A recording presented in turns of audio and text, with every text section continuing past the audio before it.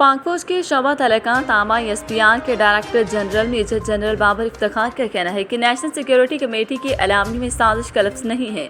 Demand सिर्फ इस साजिश पर नहीं दिए जाती और भी वजूहात होती हैं। प्रेस कॉन्फ्रेंस में DGI SPR का कहना था कि एक रोज़ कबल फार्मेशन कमांडर्स ने मुल्की सलामती के हवाले से लिए गए इक़दामात मखसूस अंदरूनी सिक्योरिटी और आइन व कानून की बालादस्ती को पेश नज़र रखने पर मुकम्मल इत्मीनान का इजहार किया और उसे दुरुस्त सिमत में बेहतरीन कदम करार दिया। सब ने इत्तफाक किया कि जमहूरियत और अदारों की मजबूती, कानून की बालादस्ती और सब अदारों का आइन के दायराकार में रहना मुल्की मफाद में है। दहशतगर्दी के खिलाफ जंग आखिरी दहशतगर्द के खात्मे तक जारी रहेगी। साल के पहले 3 माह 128 दहशतगर्द हलाक को 270 गिरफ्तार किए गए। पाक फौज के 168 अफसरान जवान आलमी सतह पर अमन कोशों में जानों का नजराना पेश कर चुके हैं। DGI SPR ने कहा कि 9 अप्रैल की रात वज़ीर आज़म हाउस में आर्मी चीफ और DGISI की उस वक्त के वज़ीर आज़म इमरान खान से कोई मुलाकात नहीं हुई। इस हवाले से सब बातें झूठ हैं। BBC ने बहुत ही वाहियात स्टोरी शाया की। इससे बड़ा झूठ किसी इंटरनेशनल लीडिंग एजेंसी की तरफ से नहीं हो सकता। ये एक मुकम्मल मनगढ़ंत स्टोरी थी। एक सवाल के जवाब में मेजर जनरल बाबर इफ्तिखार का कहना था कि पार्लियामेंट हाउस में सदर के चैम्बर में 2 आला अफसरान की मुलाकात से मुताल्लिक मुझे कोई इल्म नहीं। अवाम और सियासी जमातों से दरख्वास्त फौज को सियासत में ना घसीटें, हमें इस मामले से बाहर रखा जाए। उन्होंने मज़ीद कहा कि इमरान खान को एस्टेब्लिशमेंट ने ना कोई ऑप्शन दिया था। डेडलॉक के दौरान वज़ीर आज़म ऑफिस से आर्मी चीफ से रब्ता किया गया कि बीच बचाव की बात करें। हमारी सियासी जमातों की क़यादत आपस में बात करने पर तैयार नहीं थी, जिस पर आर्मी चीफ और DGISI वहाँ गए। मुख्य रुफ़का से बैठकर 3 चीज़ें डिस्कस हुई कि क्या क्या हो सकता है। इनमें वज़ीर आज़म का इस्तीफ़ा, तहरीक अदम एतमाद वापस लेना और वज़ीर आज़म की तरफ से असम्बलियाँ तहलील करने का ऑप्शन था।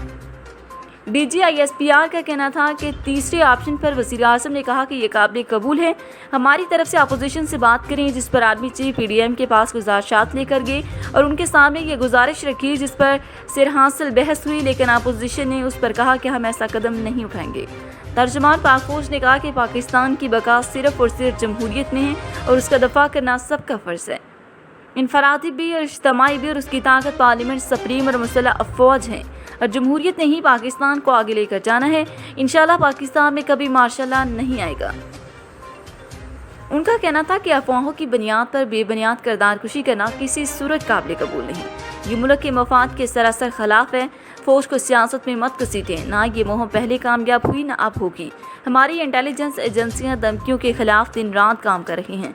पाकिस्तान की तरफ किसी ने मैली आंख से देखा तो उसे निकाल देंगे। नेशनल सिक्योरिटी कमेटी के एलामियों में साजिश का लफ्ज़ नहीं है। एलामियों में लिखा हुआ है कि गैर सफारती ज़बान इस्तेमाल की गई।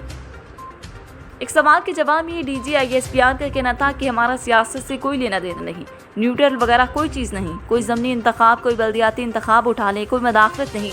पहले कहा जाता था कॉल्स आती हैं, अगर कुछ सबूत है कि हमने मदाखलत की तो सामने लाएं। इंतशार के लिए रिटायर्ड अफसरान के जाली आइडियो पैगाम फैलाए जा रहे हैं। प्रोपोगंडा करने वालों के खिलाफ मुतल्लिका अदारे कार्रवाई कर रहे हैं। मेजर जनरल बाबर इफ्तिखार ने कहा कि आर्मी चीफ ना तो मुद्दत में तोसी तलब कर रहे हैं और ना कबूल करेंगे। आर्मी चीफ इस साल 29 नवंबर 2022 को रिटायर हो जाएंगे। आर्मी चीफ के अपोजिशन से पाकिस्तान या बैरून मुल्क मुलाकातों की बातों में कोई सदाकत नहीं। शहबाज शरीफ की बतौर वज़ीर आज़म तकरीब हलफबरदारी में आर्मी चीफ के शरीक न होने के सवाल पर DGI SPR ने कहा कि आर्मी चीफ की इस रोज़ तबीयत ठीक नहीं थी, वो ऑफिस भी नहीं आए थे। एक सवाल के जवाब में DGI SPR ने कहा कि अमेरिका की जानब से फ़ौजी अड्डों का किसी सतह पर मुतालबा नहीं किया गया। अगर मुतालबा होता तो जवाब इनकार में ही होता। मुल्क के एटमी असासे महफूज है।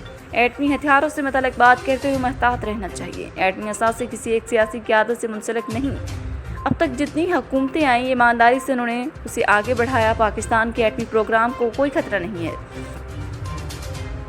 उनका कहना था कि फ़ौज में किसी किस्म की तकसीम नहीं। पूरी फ़ौज लीडरशिप पर फ़ख्र करती है। फ़ौज यूनिटी ऑफ कमांड पर चलती है। जिस तरफ आर्मी चीफ देखते हैं 7 लाख फ़ौज उधर देखती है। फ़ौज किसी को NRO देने की पोजीशन में नहीं है। फ़ौज मुस्तकबिल में भी आइनी किरदार अदा करती रहेगी। उन्होंने मज़ीद कहा कि सोशल मीडिया मुहिम से मुतल्लिक़ बहुत सारी मालूमात आ चुकी हैं। सोशल मीडिया के लिए कुछ कानून हैं, उन पर अमल की ज़रूरत है। सोशल मीडिया पर चलने वाली मुहिम में गैर मुल्की हाथ मुलव्वस है। आर्मी चीफ जिस अदारे के सरबराह हैं वह हुकूमत के मातहत है। फ़ौज के खिलाफ नाजेबा ज़बान का इस्तेमाल मुल्की मफाद में नहीं। अदारे के सरबराह के खिलाफ कोई बात हुई तो हुकूमत की ज़िम्मेदारी है कि कार्रवाई करे। हमें अपनी सोसाइटी को इंसुलेट करने के लिए बहुत मजबूत इक़दामात करना पड़ेंगे।